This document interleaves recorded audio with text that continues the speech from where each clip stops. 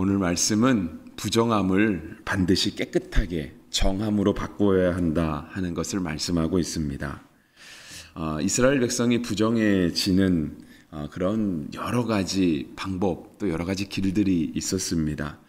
그러니까 부정해지는 길이 있었다라고 하니까 마치 성경이 우리에게 부정해지는 길을 가르쳐주고 있는 것 같지만 실은 우리의 삶 가운데 부정하게 되는 일들은 아주 빈번하게, 아주 자연스럽게 자주 일어나는 일이다라고 하는 것을 말씀하고 있고요. 또 그렇게 자주 빈번하게 일어나는 부정함에 대해서 하나님은 우리에게 정하게 될 수 있는 길을 열어주시고 정하게 될 수 있는 방법을 말씀해 주시고 계십니다. 오늘 본문에는 이제 특별히 이렇게 죽음을 가까이 하는 경우, 그러니까 이제 시체를 가까이 하는 경우라고 성경은 조금 더 구체적으로 말씀을 하시는데요. 시체를 가까이 하는 경우, 그러니까 우리가 요즘 시대에는 시체를 가까이 하기가 참 어려운 시대가 되었죠. 그러니까 심지어 부모님이 돌아가셔도 3일 장례를 치르던 또는 뭐 사정이 있어서 4일장을 치르던 우리가 부모님의 시신에 가까이 갈 일도 거의 없습니다. 장례식장 자체가 워낙 잘 되어 있어서 그러다 보니 우리는 죽음을 접하게 되는 경우가 그렇게 많지는 않은데요. 실제로 이스라엘 백성들 가운데 아니면 꼭 이스라엘 백성이 아니어도 이렇게 일상을 살아가는 우리의 삶 가운데 죽음은 그렇게 멀리 있지 않다 하는 것입니다. 그러니까 오늘 11절부터 시작되는 말씀, 사람이 시체를 만지는 경우, 우리는 시체를 만지는 경우가 거의 없는데 성경은 이렇게 시체를 만지는 경우, 또 시체와 같은 공간에 있게 된 경우, 이런 것들을 자꾸 말씀하실까 생각을 해보면 삶과 죽음은 그렇게 멀리 있지 않다 하는 것입니다. 우리가 삶을 이야기할 때도 태어나는 것과 죽는 것을 항상 같이 언급합니다. 그러니까 태어나는 것이 우리 가운데 자연스러운 일, 그리고 그렇게 태어난 일이 많지 않아서 태어나는 숫자가 너무 적어서 염려하는 것처럼 죽음도 우리 가운데 그렇게 멀지 않다라고 하는 걸 보여주는 거죠. 특별히 이스라엘 백성들 가운데 이렇게 죽음이 자꾸 언급되는 거는요, 어쩌면 이제 죽음 자체가 멀지 않다라고 하는 그러한 어떤 하나님의 창조의 법칙도 있겠지만, 이제 우리가 이제 출애굽에 대한 내용과 민수기에 대한 내용을 쭉 보아올 때 그 정탐꾼이 다녀왔잖아요. 그리고 정탐꾼이 하나님 앞에 믿음 없는 소리를 했죠. 부정적인 보고를 했고요. 하나님께서 그로 말미암아 출애굽 1세대는 다 광야에서 죽게 될 거라고. 제가 이거를 계산을 해보지는 않았습니다. 근데 이제 민수기에 기록된, 그러니까 민수기 1장에 기록된 이스라엘 백성의 숫자 60만 3,500명. 그런데 이제 남자만 셌으니까 여자도 그에 준하겠죠. 그러니까 정말 곱하기 2로 하면은 한 12만 명. 그런데 이제 20세 이상으로 전쟁에 나아갈 만한 사람들을 셌으니까 20세 밑에 청장년들과 또 어린이들, 그 다음에 전쟁에 나아가지 못할 어르신들의 숫자까지 하면 그 숫자가 100만은 훨씬 넘을 거고요. 어떤 분은 한 200만도 보고 있는데 숫자가 중요한 건 아니지만 대략 한 그 정도의 숫자가 40년 안에 다 죽어 나가야 되는 거잖아요. 물론 출애굽의 1세대만 죽었으니까 20세 밑으로는 안 죽었다 쳐도 그러면 대강 하루에 몇 명씩 죽었을까를 이렇게 산수적으로 계산해 볼 수 있겠죠. 근데 이제 그 당시에는 지금처럼 장례식장이 있는 게 아니잖아요. 그리고 어디 이렇게 딱 영안실에다가 아주 기온이 낮은 영안실에 보관을 해놓고 시신이 부패하지 않게끔 만들 수 있는 것도 아니고요. 그냥 광야를 걸어가고 있는 거잖아요. 구름 기둥이 덮어주지 않으면 너무 더운 그런 곳. 근데 저도 안 가봐서 너무 신기하긴 하지만 어떻게 밤에는 또 추워질 수 있을까? 그런 것들이 궁금하기는 한데요. 근데 이제 그런 곳에 그냥 장막마다 각 이스라엘 백성 지파대로 진을 치고 살아가는 장막마다 그런 시신들이 있게 되는 거죠. 그러니까 아마 누가 봐도 이렇게 시신을 자주 접하게 되었을 것 같고요. 누가 봐도 저곳이 정하지는 않겠다. 저것이 깨끗하지는 않겠다. 또는 위생적이지는 않겠다라고 하는 생각들을 이렇게 쉽게 할 수 있었을 것입니다. 그래서 아마 이렇게 출애굽의 과정들, 특별히 율법을 다루는 부분에 있어서 부정함을 논하시고 또 시체를 논하시는 것이 어쩌면 그 사람들에게는 굉장히 현실적인 문제라고 이렇게 볼 수 있을 것 같습니다. 근데 이제 뭐 이거저런 얘기 다 떠나서요. 어쨌든 주님이 오늘 우리에게 하고 싶으신 얘기는 뭐냐면 부정한 상태로 있어서는 안 된다 하는 거예요. 그것이 어떻게 부정하게 되었든 부정은 반드시 정하게 되어야 됨을 주님이 말씀하시는 거죠. 여러분, 우리가 부정을 정하게 하지 않으면은요, 그 부정은 그냥 부정한 상태로 쭉 남아 있습니다. 그러니까 오늘 본문에서 찾아볼 수 있는데 12절에 그렇게 말씀하시죠. 그는 셋째 날과 일곱째 날에 잿물로 자신을 정결하게 할 것이라 그리하면 정하려니와 라고 되어 있어요. 그러니까 정하게 하는 물로 우리를 깨끗하게 하면 우리의 부정함이 씻어지고 정해지지만 실은 우리가 부정한 것을 씻지 않으면 부정함이 그대로 남아있다라고 하는 거예요. 12절 끝에 그렇게 말씀하시잖아요. 셋째 날과 일곱째 날에 자신을 정결하게 하지 아니하면 그냥 부정하니. 부정함을 씻어내지 않으면 그냥 부정하다는 거예요. 너무 뻔한 말씀 아닌가요? 부정해졌어요. 그럼 부정함을 정하게 하는 물로 씻으면 돼요. 그런데 씻지 않으면 그냥 부정함이 남아있다라고 하는 거죠. 부정함을 죄라고 생각했을 때 여러분, 죄는 회개하면 용서받습니다. 깨끗해지죠. 하지만 회개하지 않으면 죄는 그대로 있습니다. 시간이 지나서 내가 지은 죄가 우리의 기억의 한계 때문에, 인간은 또 만각의 동물이라고도 얘기를 하잖아요. 우리의 기억력의 한계가 있어서 우리의 지식 속에서, 우리의 기억 속에서는 죄가 사라질 수도 있어요. 하지만 우리가 기억하지 못한다고 해서 회개하지 않은 죄가 용서받는 것은 아닙니다. 부정함을 정하게 하지 않으면 부정함 그대로 남아있는 것처럼 죄를 회개하지 않으면 죄는 그냥 남아있는 거예요. 설령 사람은 기억력에 한계가 있어서 기억하지 못한다 할지라도 내가 기억하지 못한다고 해서 죄가 씻어지는 것이 아니고요. 죄가 씻어질 수 있는 유일한 길은 예수 그리스도의 보혈밖에 없습니다. 그래서 너무 간단한 거예요. 부정함을 깨끗하게 씻으면 정해지는 것처럼 우리의 죄를 예수님의 보혈로 씻으면 깨끗해지는 거예요. 근데 이 과정을 거치지 않으면 그냥 남아있는 겁니다. 그래서 주님이 우리에게 말씀하시는 거예요.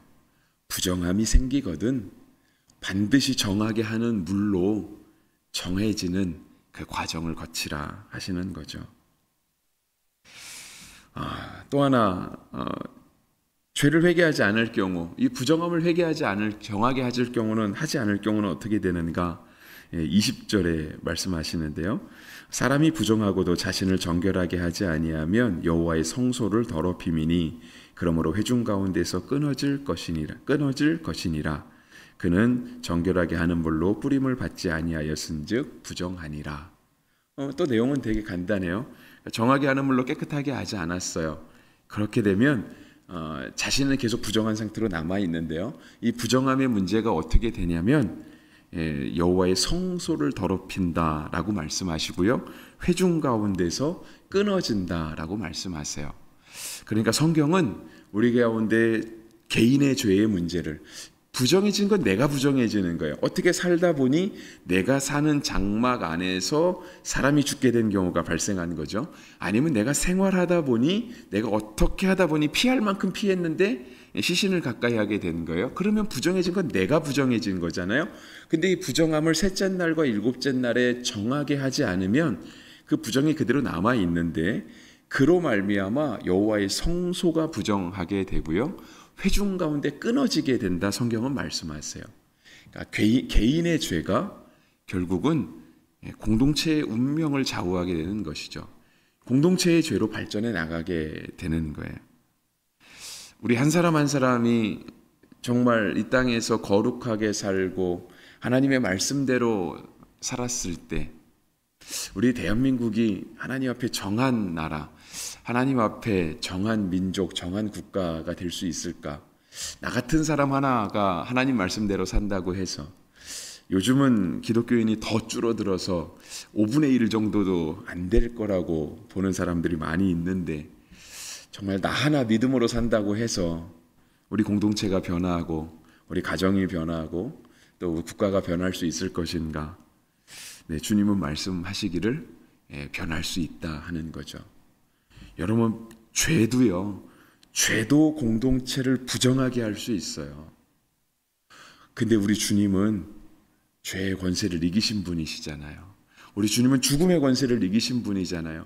죄도 공동체를 더럽게 할 수 있는데 우리가 주님과 함께 살아가며 예수님의 능력으로 이 땅을 살아간다고 할 때 죄보다 더 강력하신 우리 하나님의 능력이 우리가 살아가는 공동체를 정하게 바꾸어가고 이 나라 이 민족을 바꾸어가는 그 힘이 부족할 리는 없겠죠.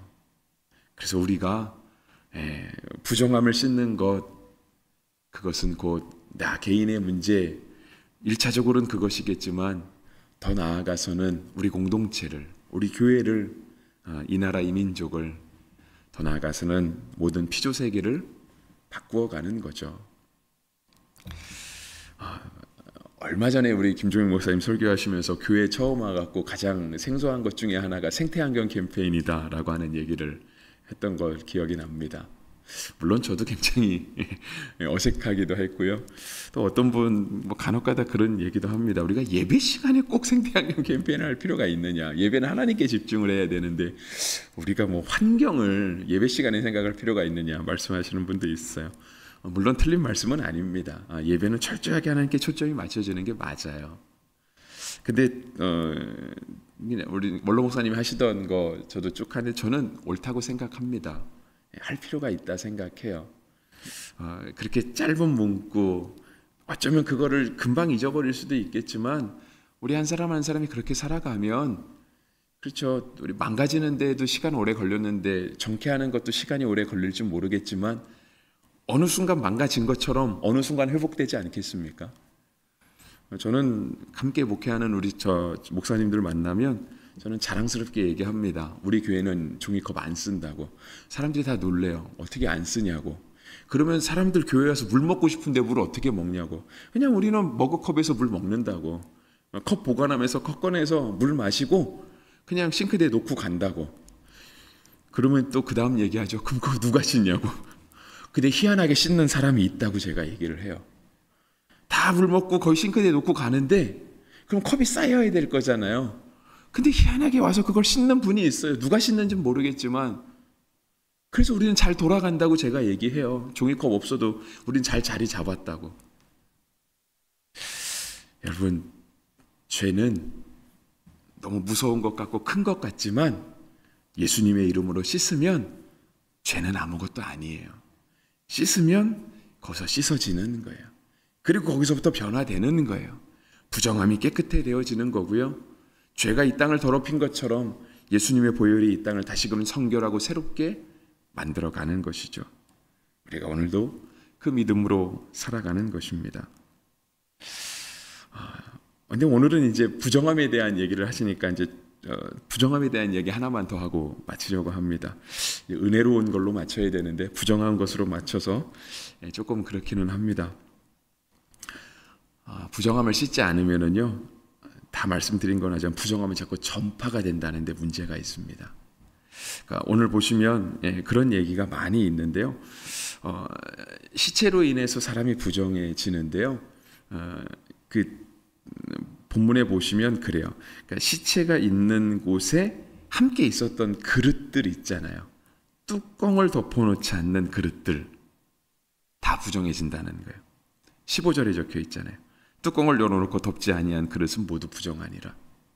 그러니까 죄가 막 퍼져나가는데요. 사람뿐 아니라 우리 가운데 있는 모든 피조세계들, 심지어 사람이 만든 것까지도 다 부정하게 만들어간다라고 하는 거예요. 그것이 죄의 무서움이죠. 부정함의 무서움이에요.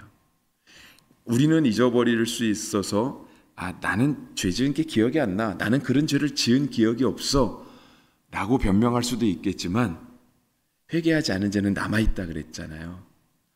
나 하나 부정한다고 해서 설마 우리 공동체가, 설마 내가 살아가는 모든 환경들이 부정해지겠어? 그냥 나는 난데? 근데 성경은 얘기했어요. 뚜껑을 덮어놓지 않는 그릇도 부정해진다.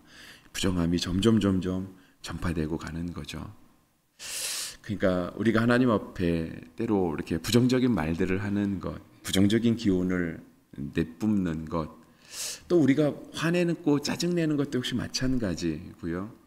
그런 것들은 자꾸 퍼져가는 거예요. 그런데 그런 것들을 부정을 씻는 물로 주님이 씻으라 말씀하시는데, 우리가 역시 예수 그리스도의 놀라운 은혜로 그런 것들을 바꾸어 갈 수 있으면 좋겠습니다. 그리스도의 향기로 바꿔가야죠. 우리는 그리스도의 편지잖아요. 그리스도의 소금과 그리스도의 빛된 역할로 바꿔가야죠. 그래서 성경은 우리 가운데 이렇게 얘기하세요. 야고보서 4장 8절, 하나님을 가까이 하라. 그리하면 너희를 가까이 하시리라. 죄인들아 손을 깨끗이 하라. 두 마음을 품은 자들아 마음을 성결하게 하라. 그러면 하나님이 우리를 가까이 하시겠다라는 거예요. 신명기 4장 7절 말씀, 우리 하나님 여호와께서 우리가 그에게 기도할 때마다 우리에게 가까이 하심과 같이 그 신이 가까이 함을 얻은 큰 나라가 어디 있느냐. 신명기의 말씀, 민수기 끝나면 신명기잖아요. 야고보서는 하나님을 가까이 하라. 그러면 하나님도 우리를 가까이 하실 것이다 라고 말씀하세요. 신명기에서 우리에게 하시는 말씀은 뭐죠? 이 땅에 수없이 많은 민족들이 있는데, 크고 강대한 나라도 있는데, 하나님 왜 그 조그만 나라, 맨날 누가 침략하면 침략을 받을 수밖에 없는 나라, 그런 나라를 하나님이 택하셨는가? 근데 신명기는 말씀하시는 거예요. 우리 하나님 여호와께서 그 신을 가까이 하게 하신, 그 하나님을 가까이 하게 하신 그렇게 큰 나라가 어디 있느냐? 그 나라가 바로 이스라엘 아니겠느냐? 말씀하시는 거거든요. 그러면서 하시고자 하시는 말씀은 여호와를 가까이 하라 하는 거죠. 이 말씀이 오늘 우리에게도 독일항에 적용되는 줄 믿습니다. 하나님을 가까이 하는 것, 여호와를 가까이 함이 내게 복이라. 시편 73편 28절. 오늘 하루 부정을 가까이 하시기보다 부정은 예수 그리스도의 피로 씻으시고 하나님을 가까이 함으로 하나님의 큰 복을 누리시는 데 복된 하루가 되기를 주의 이름으로 축복합니다.